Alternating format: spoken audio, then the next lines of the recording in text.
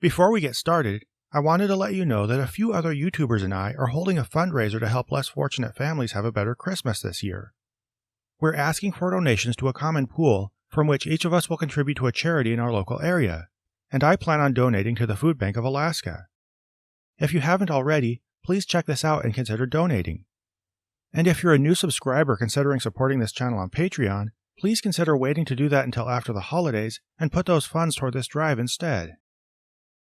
Thank you, and with that, let's have a video.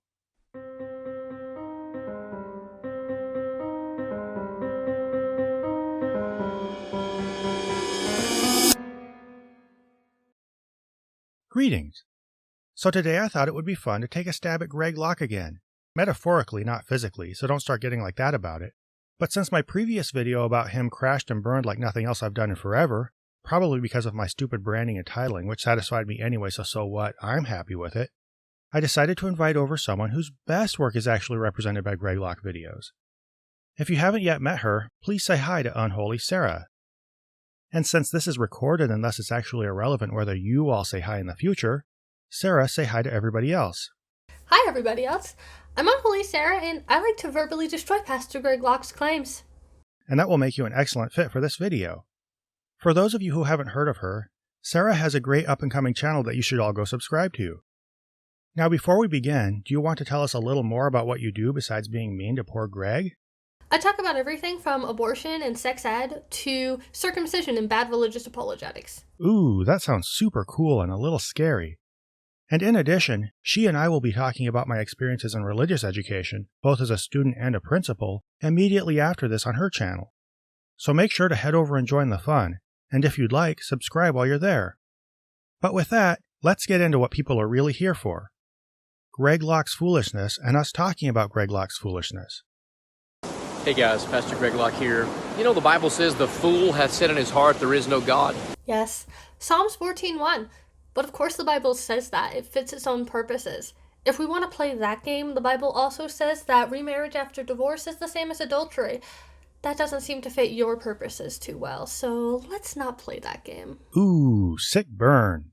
I've often wondered why the Bible uses such abrupt language. Well, maybe it's not that big a mystery if you consider that a person writing religious material that he expects everybody to believe and obey without question just might be motivated to preemptively besmirch the names of anybody who doubts what he's saying. But to look out at this and the heavens declaring the glory of God and deny the existence and reality of God makes you a fool. Or sure, maybe it's because we're not smart enough to automatically deduce the existence of the all-powerful spirit being from our own emotional reaction to things that are pretty. And by the way, I'm being sarcastic because doing that actually isn't smart. Greg, I don't think you know what's under that water. Have you heard of a cone snail? Pretty, isn't it? Several people have been killed by this little snail.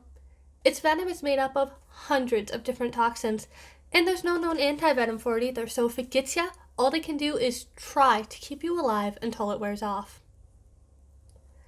This terrifying creature is known as a goblin shark. It can sense electric fields with its snout. Do you have any idea how many people die in the ocean every year, Pastor Greg? Do you want to know? But hey, the parts we can see look pretty, so I'm sure there must be a God. Well, it doesn't all look pretty. The beaches near Anchorage are covered in gray mud that you can get stuck in until the tide comes in and drowns you. Yeah, that's f***ing terrifying. Yeah, it's pretty brutal and just kind of mucky looking, but as part of the landscape, it's okay-ish from a distance. So if we're supposed to decide on God's existence by our impression of how pretty stuff is, then I guess when looking at the ocean up here, I'm kind of agnostic. And yes, I know I'm informally misusing the word agnostic, so shut up. And when my dog takes a smelly shit on my lawn and I look at that, I feel like an atheist. Especially if she got into the garbage the night before. But sure, I guess if I looked at the beach where you are, Greg, and I didn't look beneath the surface at all the scary things Sarah was talking about, maybe I'd believe in God. Maybe God only exists in pretty places, like that beach. Or maybe the heavens declare the glory of God, but various places on earth are all in a big ongoing argument to convince us one way or the other whether he exists depending on how pretty they are? Greg's argument can take you in so many weird directions when you try to follow it to any kind of logical conclusion, it's hard to say. There is no doubt about that. There is absolutely not one shred of observable evidence for evolution. I'm not sure I'd immediately trust a weird hillbilly preacher from Tennessee who burns books and drives around in his car shouting about forced puppy abortions just because he blurts out that there's no evidence for a theory almost universally agreed on by scientists in relevant fields. But hey, what do you say to a quick musical montage showing some examples of this evidence he says doesn't exist?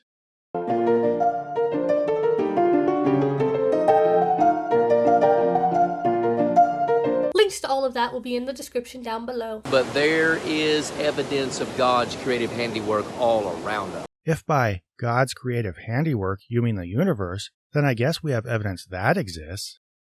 Duh. It's your conclusion that it was all made up by an invisible supernatural spirit being that we find problematic, and your attempt to pack this fundamental assertion in with your observation that there's a universe, then slip them both by us at once, seems just a little sketchy.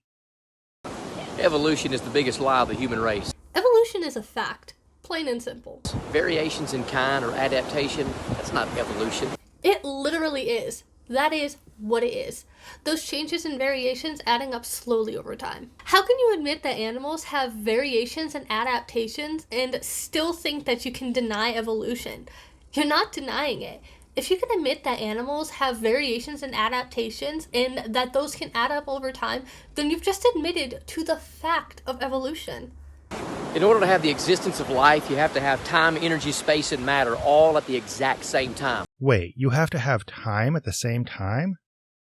What a f***ing moron.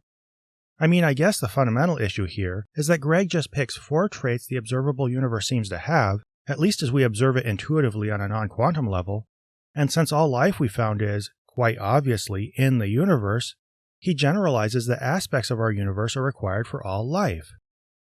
But instead of belaboring how broadly wrong this is, because maybe, for example, a goldfish thinks water, a glass wall, marbles, and floating flakes are required for life, let's just appreciate the fact that he said that time had to come about at the same time as other things.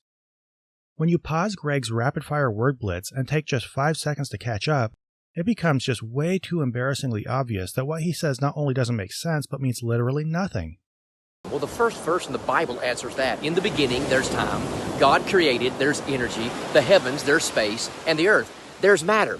God did all of that in the first few words of the Bible. Is God alive? Because if he is, then how was he alive before space and time and matter? And if he isn't, well, that just opens up a whole new can of worms. Great point. And I don't want to delve too far beneath the blindingly obvious, because do we really have to? If we try really hard to read scientific principles between the lines of this barbaric creation narrative, the verse maybe says God created space and matter, but the energy is just implied from the fact that he took action, with no indication that he created it because Greg is just sneaking apparently relevant words in, and rather than giving any indication that he created time, it places his actions within a certain time, really undermining what Greg's trying to argue. Also, God was apparently content with himself for a while before he became so lonely that he started creating things. And how did this happen without, time? So evolution, you lose. Atheism, you lose. Even if evolution had somehow lost in this video, that doesn't even mean that atheism lost. You don't have to believe in evolution to be an atheist. You just have to not believe in a god or gods. But that's neither here nor there because you didn't even give a half-decent argument against evolution. You just said, oh, look, the water's pretty. That must mean God exists. Yeah, demonstrating that you're mystified by your own sense of wonder doesn't really make a great case for anything, and just kind of makes you sound like an idiot. There is a God, and his handiwork is all around us. It's simple. The Bible is true. Evolution is a lie. And today is opposite day. And today being opposite day, I want to remind you not to head directly to Sarah's channel to hear my thoughts about Christian education, and to also not check her out and subscribe while you're there, because I won't be disappointed if you don't, or actually do all this stuff, but you get the idea. See you there.